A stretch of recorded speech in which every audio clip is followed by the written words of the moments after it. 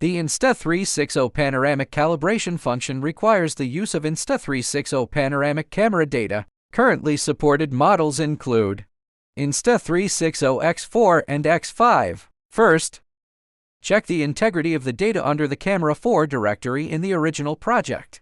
5 types of files must exist: TP, TXT, CP, KXY, and INSV. The INSV file needs to be manually copied from the Insta360 camera. To ensure the accuracy of the copy, you can check if the file name recorded in the TXT file is consistent with that of the INSV file. Open the Calibration menu option and click the Calibration button.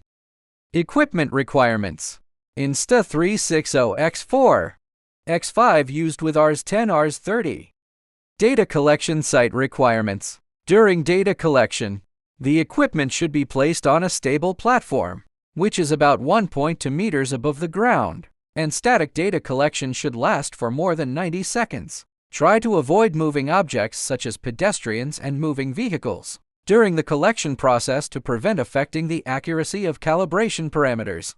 Calibration operation process: import project Calibrate, check data, save parameters, write parameters to device. When calculating, you need to check the camera calibration function. After calibration is completed, load the calibration data in the calibration node and check the alignment between the point cloud and the panoramic camera. Click the image exposure sphere to quickly load the panoramic image.